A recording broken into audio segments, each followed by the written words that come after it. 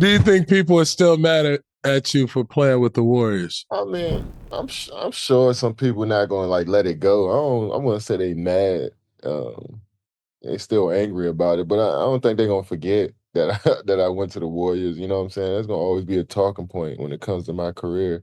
But I don't give a shit. We did some incredible things, and we had Bingo. some of the most fun times of my life moving around as a Warrior. So there's gonna be people that love it. There's gonna be people that hate it, man. But at the end of the day, it happened.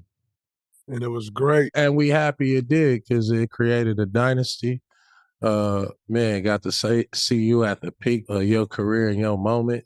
And so when you think about when time passed and people are like, damn, bro, like we wish this would have stayed together for, 3, 4 more years. Yeah, they gonna say that. They gonna say that. But when they should just be, going back and watching that footage so they can learn. That Yeah. part. That part. Listen, That man, part. you hear people say that shit all the time, and the reality is 2015 to 2019 is, in my opinion, the best era of NBA basketball, the best 5-year stretch of NBA basketball, in Mm, my opinion. But mm, regardless if that's your opinion or not, you may say, oh, it was the Showtime.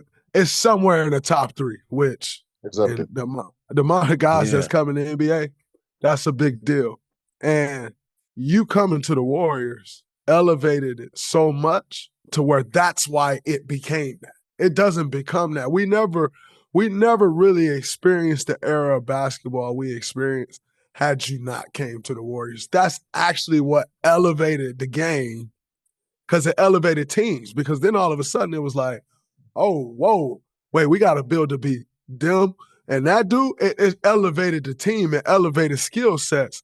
I think it elevated so much, in my opinion. No, I agree. I agree. And as I was making that decision to leave OKC, it was like, all right, if I stay in OKC, I think I'm passing up on something so incredible that I don't know if I could just pass this up. This ain't just a regular opportunity. That's how I was feeling.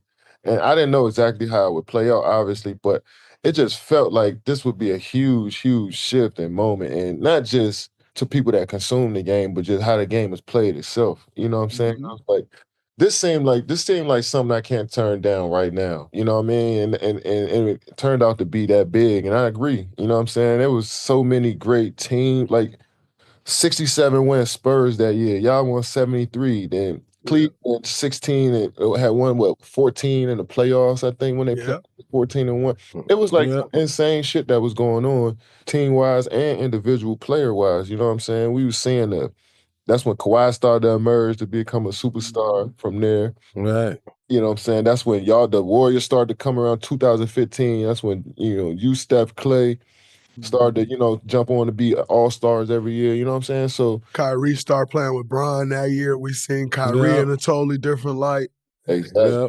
exactly, you know what I'm saying? So it was a lot of shift in like, dudes that are transformed to be like, all right, they're stars now. These dudes are superstars too now. I'm Right. saying it was a few extra dudes that you wouldn't expect, like a Kawhi, like Yeah. no, James. James James. had just kind of left James, y'all James for right when sure. that happened, and James Yeah. became exactly.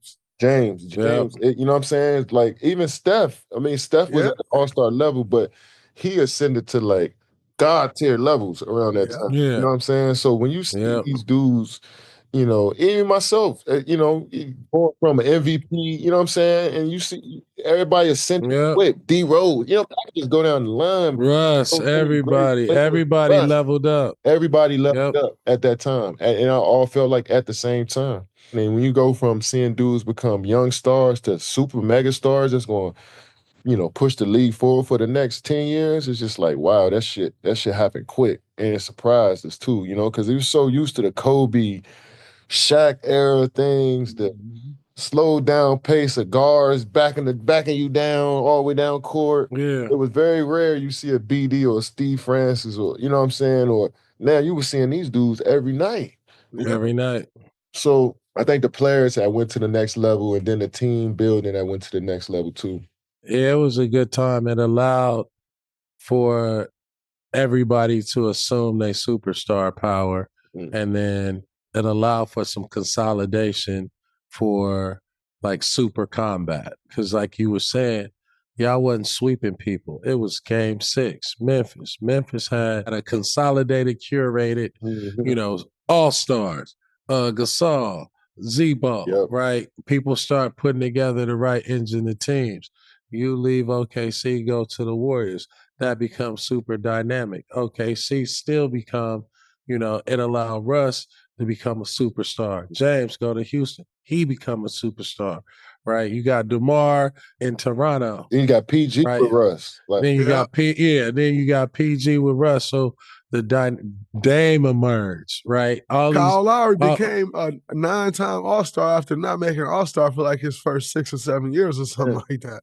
it was a boom. And players were just stepping it up a level throughout the whole league, which made teams better. You know what I'm saying? And it was just a perfect time, man. You seen it. Dudes was working their asses off. And I think that a lot of the reason that come about was we hooped a lot in the summers with each other.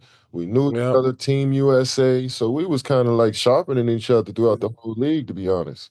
Absolutely. CP and James. CP was at the peak of his powers. CP and Yep. Blake, CP, like Yeah. it was a Yeah, lot it of was shit going cracking. on around that time. That was a great time, man. It was cracking. Almost you played in 2 different decades. You've seen the game evolve. You've seen the style of play evolve.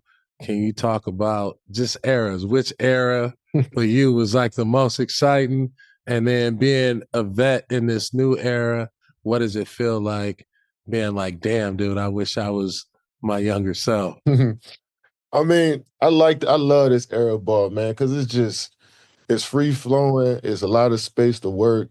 We encourage to shoot more shots, to shoot deep threes. Like people talk about the players a lot, about the 3-point shooting, but they don't realize how much our coaches encourage us to shoot threes. That's That's shot. crazy. Like every Every day, shot. like That's it's like crazy. we might have a film session strictly on like we need more threes up. You know what I'm saying? So it's like Mm-hmm. having that encouragement from your coach to be aggressive, to shoot and to score is definitely better for me in this era. I mean, the past eras were cool too. I got the freedom to shoot whenever I want, but my teammates they had that confidence. That's a little different. So now everybody feeling like they got confidence to go out there and score. That makes it easier for everybody. So I enjoy this era a little bit more just for that simple fact.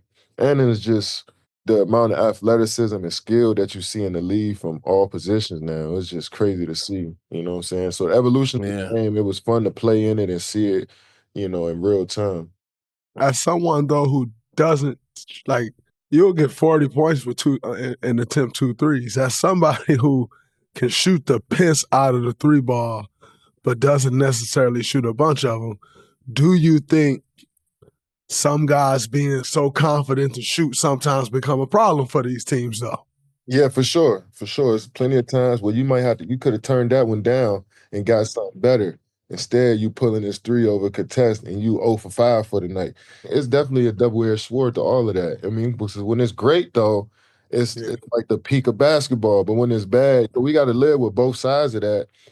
But players could turn down some of those threes, especially if you're not hot. You know what I'm saying? To find a better shot or maybe get closer to the rim. Yeah, but I, overall, I think it's pushed the game to new heights.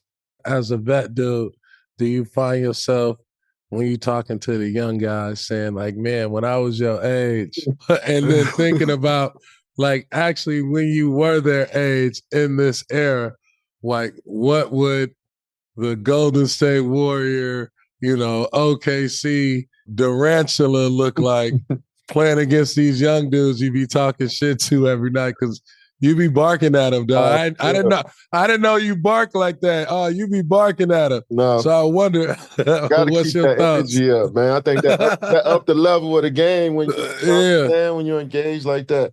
I think more so than anything, my mentality as I got older. I wish I was thinking a little bit like this when I was younger. Whereas yeah, coming into the game, I was superstitious early on when I come into the league. I felt like everything had to be right for me to play well. I was just overthinking a lot of things out there. I think as I got older, more experience, and you reach some success, you kind of relax a bit on like, just let the game come to you and play your game instead of trying to force things. You know what I'm saying? And you know exactly when you need to press the issue and when you don't. I think as a young player, you just always pressing the issue, trying to figure it out.